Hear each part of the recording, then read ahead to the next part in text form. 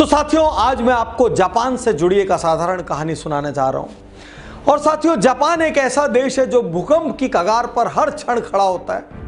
उसके बावजूद तरक्की के शिखर पर भी हर क्षण खड़ा होता है। जिसने कुछ नहीं होते हुए भी सब कुछ खड़ा किया, वो देश है जापान। तो साथियों, जापानियों को मछली, फिश खाने का बहुत शौक था और वो नौकाओं में निकलते, डेली खूब सारी मछलियां पकड़ते, वापस लाते और पूरे जापान में मछलियां खाई जाती। धीरे धीरे समुद्र के किनारे पर मछलियां कम होने लगी। जापानी और आगे तक जाने लगे पानी में, फिर मछलियां पकड़ पकड़ के लाने लगे। फिर वहां तक भी मछलियां कम हो गई, वो और आगे जाने लगे। उन्होंने नौकाओं की साइज बड़ी कर ली और बड़ी कर ली और बड़ी कर ली। अब वो लंबी दूरी तक जाने लगे, लेकिन धीरे धीरे वहाँ भी मछलियाँ ख़त्म होने लगी और बहुत दूर से जो मछली पकड़ पकड़ के लाते थे, आते आते तक उनका स्वाद खराब हो जाता था और उनके जो ग्राहक थे वो उन मछलियों को लाइक नहीं करते थे। तो जापानियों ने बड़ा R&D किया, बड़ा दिमाग लगा के मशक्क़त करके एक आइडिया निकाला और उन्होंने अपनी नौकाओं में बड़े बड़े फ्रीज़र लगवा दिए। अब वो मछली पकड़ते और उनको फ्रीजर्स में भर देते और फ्रीजर में मछली लेकर आ जाते। कुछ दिन तक तो ठीक चला, लेकिन बिजनेस वापस डाउन हो गया, क्योंकि कस्टमर्स को फ्रिज में रखी गई इतने इतने घंटों तक की मछलियां टेस्ट में अच्छी नहीं लगती थी। जापानी फिर परेशान, फिर उन्होंने रिसर्च की, फिर R&D, मशक्कत, सब कुछ किया। अब की बार उनको आइडिया आया, क्यों ना मछली घर बना दें और उसमें समुद्र जैसा ही पानी रखें और मछलियाँ उसी में रखें, तो मछलियाँ बिल्कुल ताज़ी हालत में आएगी। और उन्होंने बड़ी बड़ी नौकाओं में बड़े बड़े मछली घर लगवा दिए और उसी समुद्री पानी में मछलियों को रखने लगे। लेकिन साथियों, इससे थोड़ा सा तो सुधार हुआ, लेकिन फिर भी बहुत सारी मछलियाँ निढाल, मुर्दा और बेजान पड़ी रहती थी। एक समय ऐसा आया, जापानी मछली उद्योग पर संकट के बादल छा गए, लेकिन उन्होंने हिम्मत नहीं हारी। जैसे पहले 2 बार चुनौतियों का मुकाबला किया, वैसे ही इस बार उन्होंने फिर से इस चुनौती का एक हल निकाला।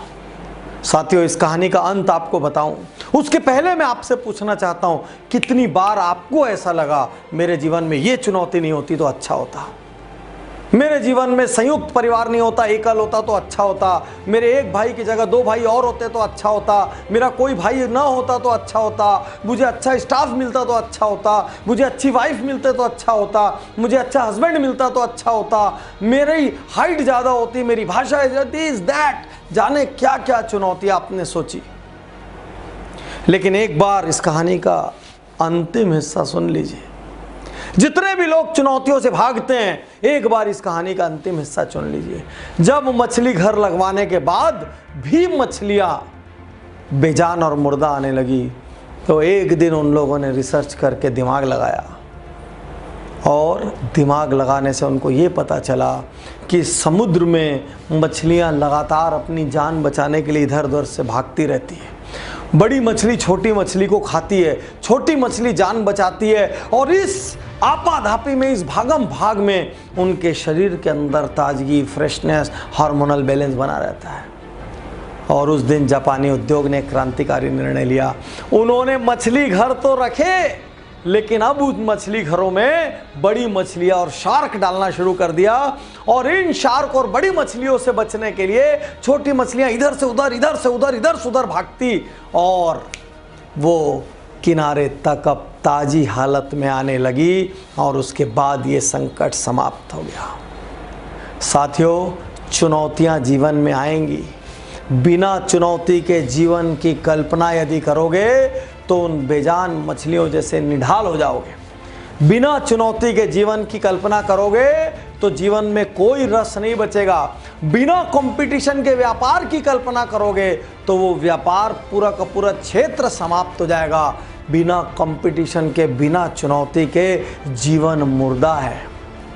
याद रखिए, प्रतिस्पर्धा हमको बेहतर बनाती है, चुनौतियां हमको जिंदा रखती है। इसलिए साथियों, जिस तरीके से उन शार्क्स की वजह से, उन बड़ी मछलियों की वजह से वो छोटी मछलियां जिंदा थी, उसी वजह से, कंपटीशन की वजह से और चुनौती की वजह से आप जिंदा हैं। इसलिए चुनौतियों का स्वागत कीजिए, चुनौतियों को गले लगाइए, चुनौतियों से हारिए मत, चुनौतियों से घबराइए मत, उल्टा मेन चुनौतियों के बीच जाकर बैठिए।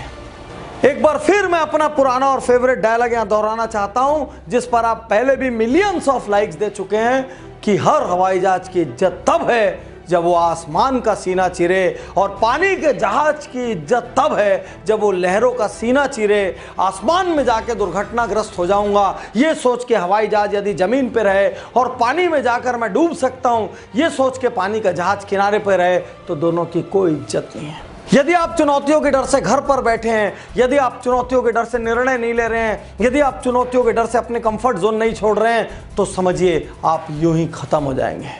चुनौतियां हैं तो जीवन है, चुनौतियों का स्वागत करिए। और एक कहावत याद रखना, जिसकी जितनी ज़्यादा परीक्षा ली जाती है उसको उतना ज़्यादा वरदान मिलता है। ऊपर वाला उसी की परीक्षा लेता है जिसको वो कुछ देना चाहता है। शुक्रिया, धन्यवाद।